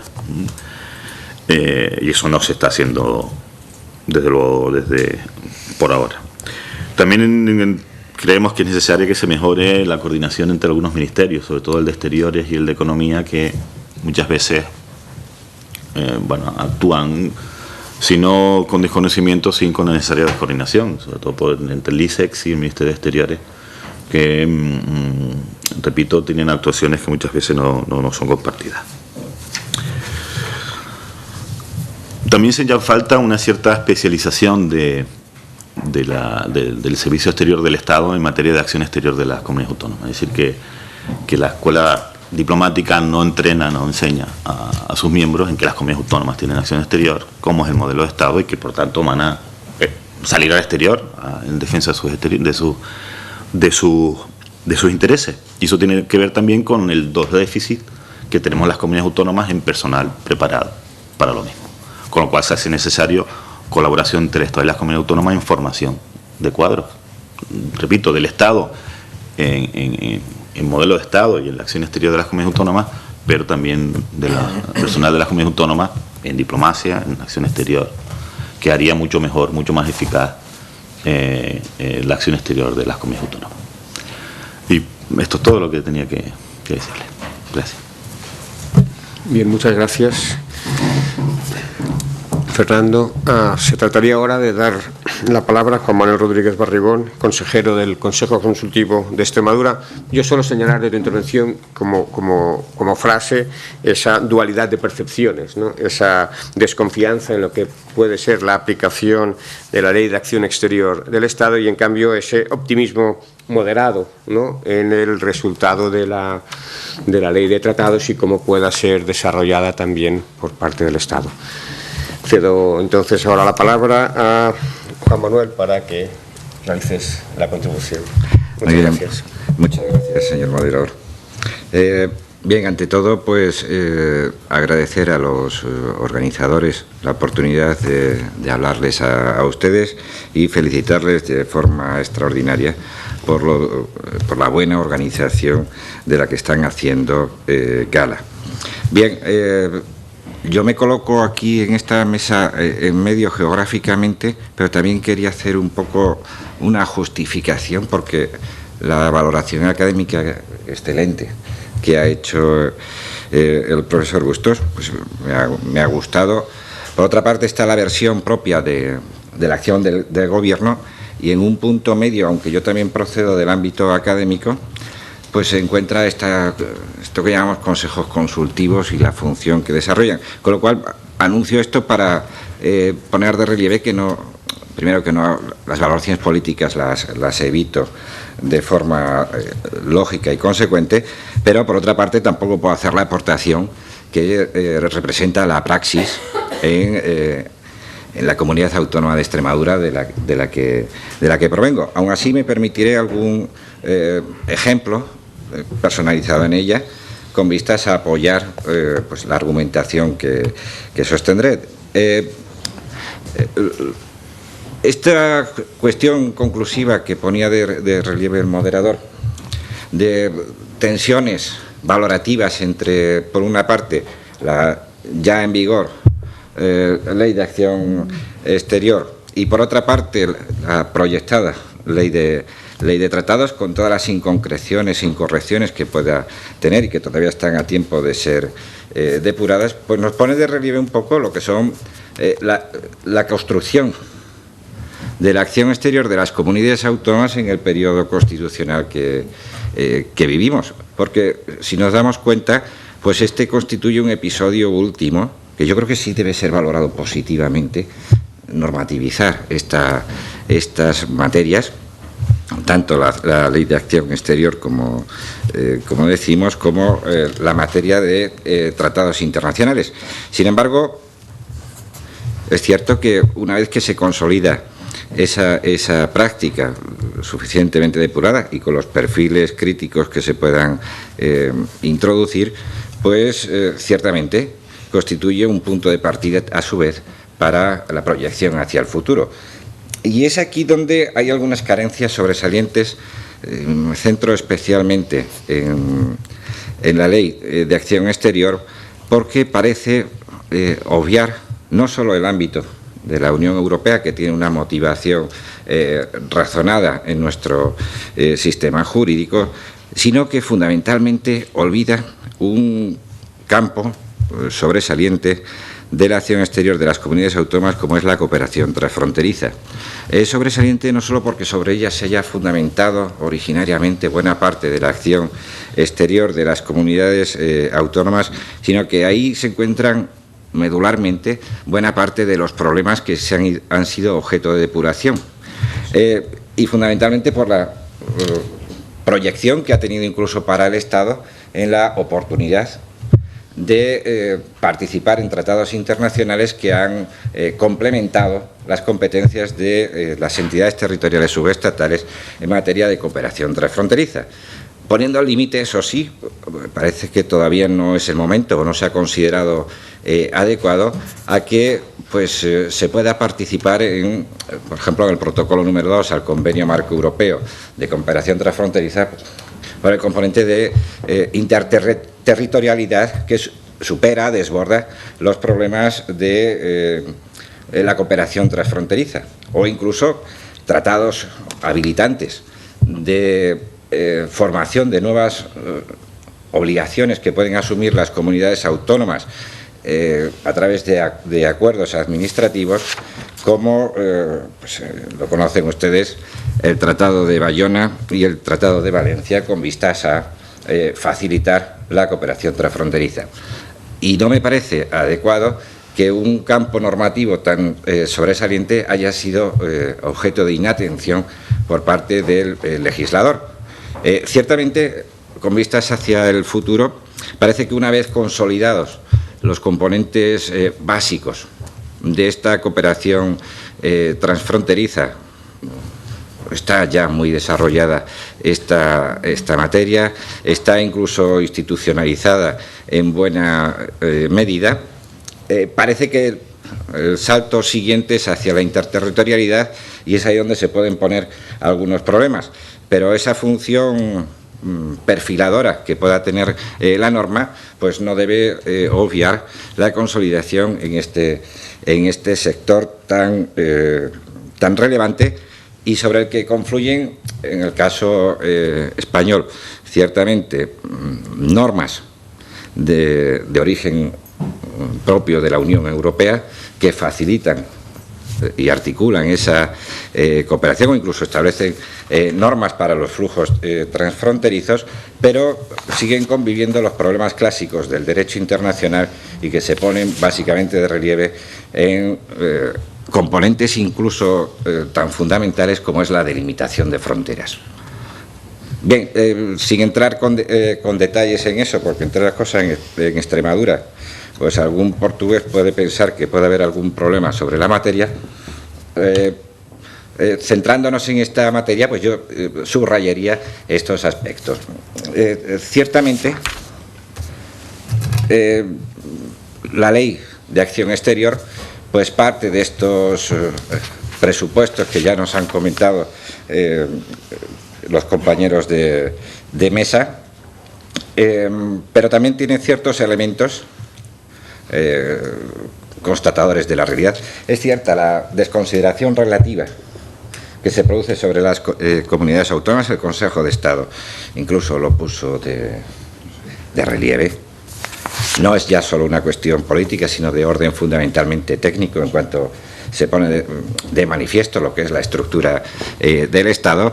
Pero, claro, por otra parte, la misma norma que equipara instituciones, órganos básicos del Estado con comunidades autónomas y entidades locales, sin embargo, pues establece también la capacidad ordenadora de las comunidades autónomas sobre la acción exterior de las entidades locales, lo que parece un contrasentido en esta mezcla aparentemente equiparadora.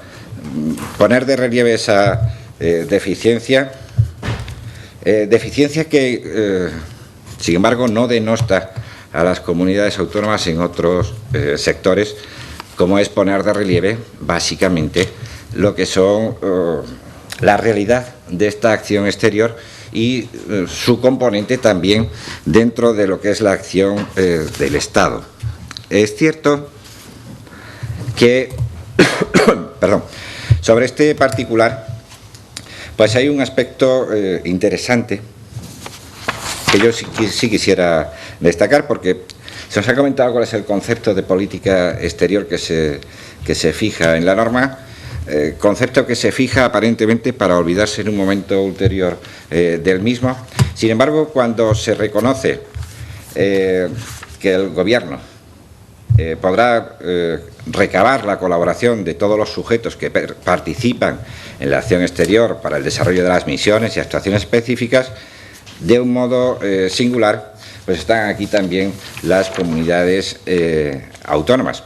Sin embargo, en este apoyo del Estado sobre las comunidades autónomas se determina en el artículo 11.3 cuáles son los apoyos que no se podrán recabar en ningún caso, y es que no podrá comportar la asunción de la representación del Estado en el exterior, la celebración de tratados internacionales con otros Estados, organizaciones internacionales, la generación de obligaciones, especialmente aquellas que puedan generar responsabilidades internacionales, ni incidir en la política exterior. Obviamente, cuando trata de limitar la capacidad de apoyo del Estado sobre las comunidades autónomas, los límites están predeterminados sobre lo que son los componentes fundamentales de lo que tradicionalmente se ha concebido como la política exterior y la competencia consecuente del Estado. Sin embargo, es cierto que uno de los elementos más críticos que ha suscitado la norma es la existencia de controles previos, controles políticos previos. Subrayo esto porque no queda, ciertamente, ya lo apuntó el ponente, pero yo quisiera sumarme a esa valoración introduciendo un elemento añadido. Ciertamente los mecanismos de control previo se pueden observar de muchas maneras. Sin embargo, cuando uno observa desde el ámbito de la normatividad estrictamente internacional los comportamientos que puedan desarrollar las comunidades autónomas o incluso las entidades locales en determinadas circunstancias, y se observan estos mecanismos de información previos, pues tiende a advertir cierta utilidad en los mismos, digo utilidad operativa, que se pone de manifiesto, por ejemplo, en relación con las oficinas exteriores de las comunidades autónomas o incluso con ciertos elementos de promoción comercial de los Estados. Se pueden poner en contacto inmediatamente con ciertos aspectos que medularmente están en la política exterior del Estado y en la subjetividad internacional íncita a cualquier Estado, como son las medidas de aplicación del derecho internacional, como pueden verse ejemplo, las medidas de retorsión pueden verse desdibujadas y, por tanto, la capacidad del Estado muy limitada, o incluso como, aun no siendo exactamente un sujeto del derecho internacional, como son las entidades subestatales, pues pueden desdibujar actos de reconocimiento de Estados, o podríamos estar hablando incluso ya imperativamente de la aplicación de sanciones internacionales que, mediante estos mecanismos que las comunidades autónomas pudieran articular, podrían llegar a impedir el ejercicio efectivo de estas medidas y que podrían justificar un informe previo. Esto no es darle la vuelta a la argumentación para valorar positivamente la ley, sino para demostrar que existe una tensión de intereses dentro de la norma que yo creo que deben ser tomados en consideración, y no solo desde la estricta desconsideración de las comunidades autónomas por una sumisión. No estoy defendiendo exactamente esta posición desde el punto de vista político, sino quería ofrecer un contrapunto perceptivo con vistas a pues una valoración quizás más equilibrada. Y sobre todo, incluso quisiera destacar cuál es la consecuencia de una información previa que se pueda facilitar y que la misma sea objeto de desatención por parte del Estado por considerarla motivadamente, esperemos, contraria a lo que son las directrices básicas de la acción exterior que fija el propio Estado. Pues yo creo que es incluso un espacio para la oportunidad, en la medida en que esto, más allá de la eventual colisión y cuál es la consecuencia que esto conlleva, pues en realidad lo que está generando es, en mi opinión, por la vía de la delimitación negativa, pues una bilateralidad entre el Estado y las comunidades autónomas que podrían ser un elemento de enriquecimiento en la acción de las mismas. Es apuntar una posibilidad, porque fundamentalmente, como bien se nos ha señalado a lo largo de la mañana, pues es una expectativa lo que suscita realmente esta ley de acción exterior. Y sobre todo, volviendo sobre mis palabras iniciales, constituye un campo especialmente dado a la conflictividad, si queremos plantearla en términos de conflictividad, aunque contiene cauces necesarios de colaboración entre gobierno y comunidades autónomas, va a estar sometido obviamente a la voluntad que se quiera manifestar entre los mismos, pero este contraste polemista, 32 artículos. 33 a Canarias no le gustan 33 artículos de unos poquitos más que tiene la ley, lo que pone de relieve pues la viveza de los debates que se pueden suscitar en el campo político, y me parece muy interesante en cualquier caso. Pero no ocurre así con el proyecto de ley de tratados. No me estoy pasando mucho. No ocurre lo mismo con ello. Ciertamente existe en el ámbito regulador pues una pasión sobre la norma escrita, y los tratados internacionales fundamentalmente se nos ponen de relieve de forma continuada pues en nuestra formación que vamos recibiendo fundamentalmente los juristas. Sin embargo, nos estamos olvidando quizás de otros procesos formativos de normas donde la participación del Estado puede tener una incidencia tan sobresaliente en algunos casos como lo es la conclusión efectiva de tratados internacionales.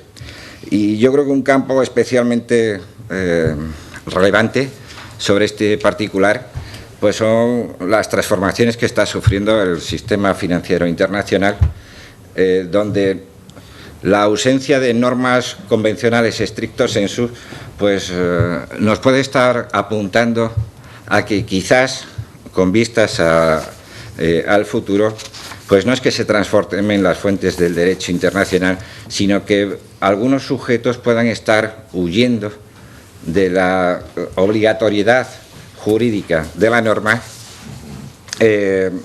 precisamente para conseguir objetivos que podrían ser idénticos, o al menos así se podría apreciar en algunos campos. Con vistas a no alargarme en exceso y cansarles innecesariamente, pues a mí sí me parece muy interesante algunos aspectos, incluso algunas enmiendas que se han ido acordando a lo largo de los últimos de las últimas semanas, pues esto está muy reciente. Me parece muy interesante la cuestión relativa a la información relacionada con la participación de las comunidades autónomas en la celebración de tratados y no solo estos deberes de información o esta capacidad de las comunidades autónomas que vía estatutaria ya se reconocía en algunas, pero que opera una suerte de equiparación general para todas, pues como cualquier acción de gobierno, y aquí hay una competencia constitucional muy clara para dirigirlo, pues requiere una motivación.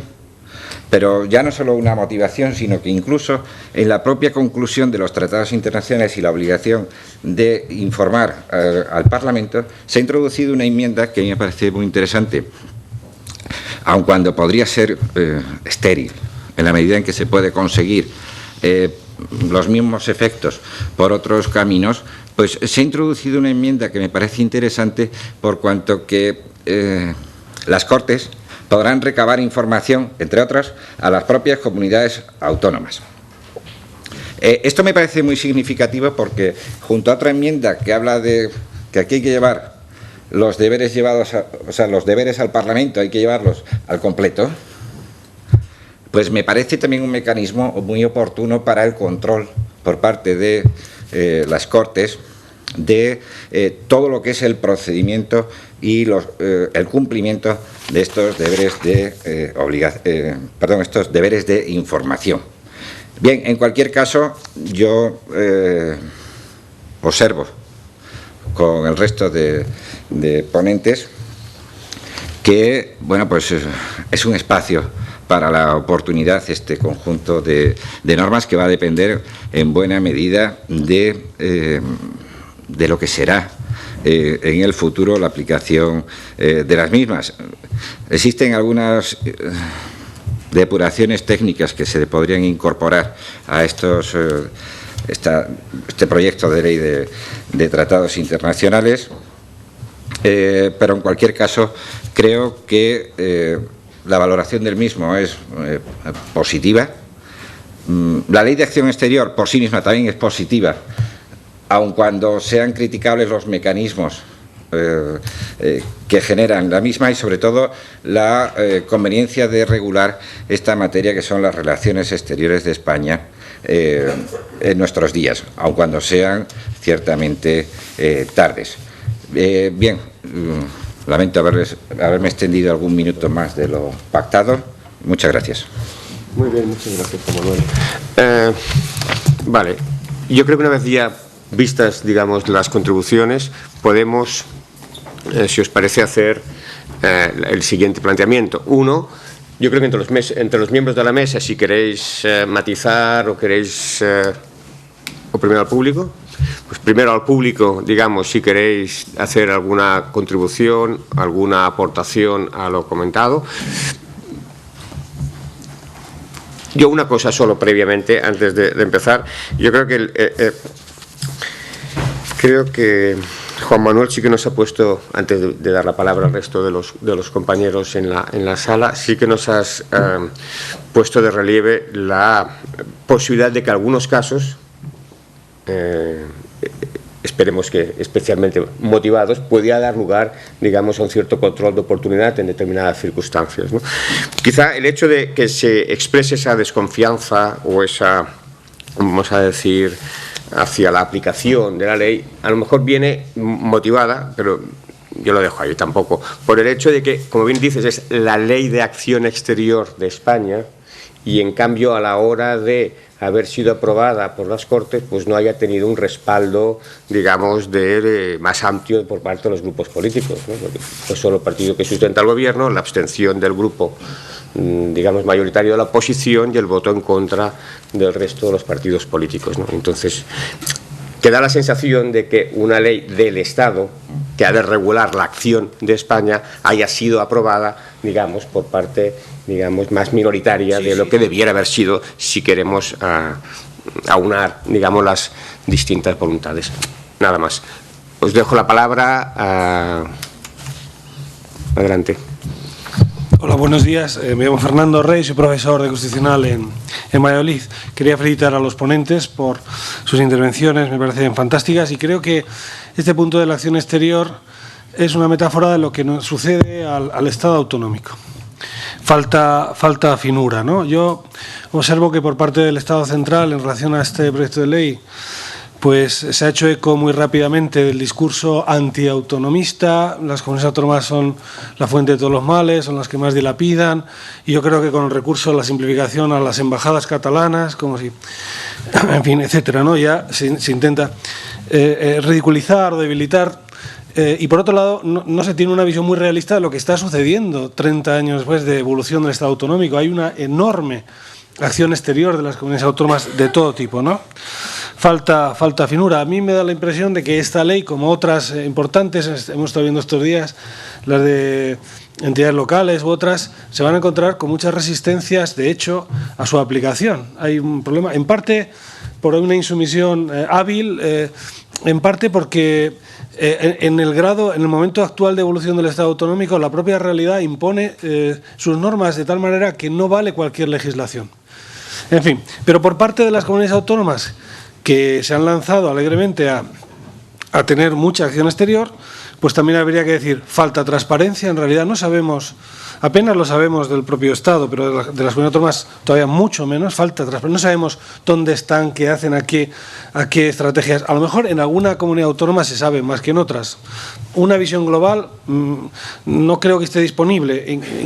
Hablo desde Castilla y León, pero conozco otras, ¿no? Falta transparencia, falta en muchos casos visión estratégica, porque la acción exterior autonómica, claro, no solamente están las comunidades autónomas, están los entes locales, están las universidades, están también las entidades privadas, y además con esta esquizofrenia de la que no sabemos resolverla bien en España, de por un lado las ONGs, la cooperación, por otro lado las empresas, ¿no? En una dinámica reactualizada del conquistador y misionero, que a veces se llevan mal, y falta una visión, que está lo público fragmentalizado. Efectivamente, la ley tiene sentido, hace falta una cierta visión general de un asunto que está muy mal resuelto, está desmadrado, efectivamente, ¿no? Pero falta una cierta visión estratégica. Por otro lado, cuando estudiamos este tema los juristas, solemos poner el foco en relaciones internacionales clásicas, en el ius contraendi y todo esto, cuando es casi lo menos importante, y luego, por otro lado, en la práctica de la acción exterior, por otro lado,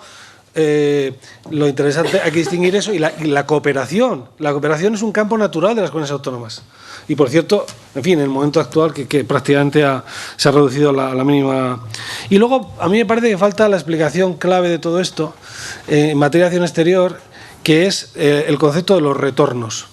Yo creo que en la opinión pública se ha generalizado la idea de que las comunidades autónomas no tienen que estar, o solo de modo muy limitado, etcétera, y la cuestión no es que no deban de estar. Para mí la clave es, tienen que estar, pero tienen que explicarnos para qué han conseguido. Porque se consiguen muchas cosas en el plano económico, en el plano de contratos, de obra pública, etcétera, en el plano cultural, de visibilidad. De hecho, todos sabemos que nuestra supervivencia de la entidad pública correspondiente, desde cualquier nivel, casi depende de nuestra internacionalización.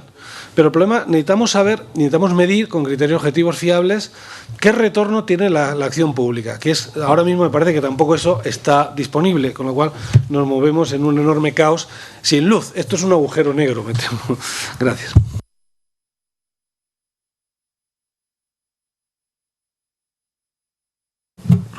Con Fernando me pasa que suelo estar de acuerdo. Entonces, efectivamente estoy de acuerdo. Falta finura, sí, pero yo abondaría un poquito más en esa esquizofrenia que para un académico tiene el Estado autonómico. Falta finura cuando la finura existe. Si no existiera, me preocuparía menos. Pero si uno compara la ley de acción exterior con la ley de tratados, la finura existe. Se puede hacer bien. Lo hemos compartido, ahí no hay disenso, estamos los tres absolutamente de acuerdo, con lo cual es bueno, podría haber finura. La segunda cuestión respecto a la acción exterior de las comunidades autónomas, estoy totalmente de acuerdo contigo. Efectivamente no he elaborado más porque no hay tiempo, pero lo cierto es que toda la historia de la Oficina Vasca en Bruselas o de la paradiplomacia es una historia de falta de democracia. Entre tener un delegado gubernamental en Bruselas y tener una sociedad anónima en la cual el único accionista es el gobierno vasco, lo que hay es un problema de democracia y de control del poder público. Es evidente. Y el problema es que, por eso empezaba por donde empezaba, el problema es que en acción exterior, no ya autonómica, sino en general en acción exterior, las nociones de control, las nociones de transparencia, la noción de beneficios, de qué consigo con esto, son nociones muy poco elaboradas porque siempre se han medido en términos de poder, no en términos de ejercicio de poder beneficioso para los ciudadanos. Yo recuerdo una famosísima mención de Sir Winston Churchill en el Parlamento, diciéndole a sus ministros que no debían informar de la acción exterior ante la Cámara de los Comunes, ni siquiera aunque la corona perdiera un territorio. Hasta ese límite de secretismo. ¿Por qué? Porque la acción exterior es la acción inmediata, es la acción violenta, es la acción sin transparencia, claro, todos esos parámetros han cambiado. Pero la estructura de adopción de decisiones de los gobiernos y los parlamentos, me da igual que sean autonómicos, que sean centrales, no han cambiado tanto, excepto quizás en el ámbito europeo. Ahí sí. Pero porque es otra cosa. Comparto contigo. Y naturalmente, hace falta planificación, claro. Pero la planificación solo la vamos a conseguir si previamente tenemos transparencia. Va a ser exigible una vez sepamos cómo se están haciendo además las cosas. Y aquí ya es una reflexión más amplia porque no he avanzado en la conferencia. ¿Se puede planificar la acción exterior de una entidad, de un Estado descentralizado sin contar con las partes que lo componen? ¿Se puede planificar la acción exterior de una parte sin tener en cuenta al todo? Obviamente tampoco. Entonces, ¿qué es lo que nos falta? Nos falta, se decía al principio, nos faltan instrumentos de encuentro, tanto bilaterales como multilaterales. Sí, yo coincidiendo prácticamente en todo con lo que dice el profesor Bustos, quería decir también que desde igual el centro o de algunas periferias no se alcanzan las otras. En Canarias la transparencia es total, para eso está la dinámica parlamentaria. Es más, yo creo que es más transparente la acción exterior de Canarias que la del Estado. ¿Por qué? Porque es más pequeña, es más controlable, la del Estado es tan grande que no creo que se pueda dar respuesta parlamentaria o rendir cuentas de toda la acción del Estado. Por tanto, yo creo que la de las comunidades autónomas, en el caso de Canarias, está transparentada, hay grandes debates en el Parlamento, hay comparecencias, en plenos, en comisiones, y por tanto sí es transparente. Otra cosa es que más allá de la comunidad autónoma no llegue, pero ahí están los boletines oficiales, están los diarios, y por tanto se puede transparentar o se puede conocer. Y por otro lado, de visión general estratégica, ahí puedo coincidir un poco más en que ya depende de cada gobierno si quiere planificar al detalle o no, pero como en cualquier otra cuestión, en política energética, en política de vivienda, sanitaria, y en función también de la amplitud de esa acción exterior. En Canarias, como dije antes, tenemos tres patas: la americana es más de cooperación y más humanitaria, más de atención a los emigrantes, que ya incluso son gente mayores, con necesidades sanitarias importantes. Cultural, en la medida en que los emigrantes suelen conservar las costumbres de una manera mucho más tradicional que incluso en el propio territorio, y por tanto son cuestiones a valorar. Y la relación con África es mucho más comercial y mucho más de cooperación al desarrollo, más de acciones concretas, ¿no? de potabilización de aguas, de culturalización, alfabetización, etcétera, etcétera, mientras que con Europa es todo el estatus europeo, y creo que esas tres patas por separado sí tienen una visión estratégica bastante definida. Muy bien, muchas gracias. ¿Alguien más? ¿Continuamos? Sí, buenos días. Soy Santiago Valencia, del Servicio Jurídico de la Xunta de Galicia. A mí, como jurista, una de las cosas que me sorprende muchísimo es esa tramitación de dos leyes casi en paralelo, ¿no? Con esas diferencias, ¿no? Y no sé si podían ahondar un poco en esa circunstancia y porque, por ejemplo, esta ley de tratados se prevé que modifique la ley de acción exterior en algún punto, porque es que si no, parece que hasta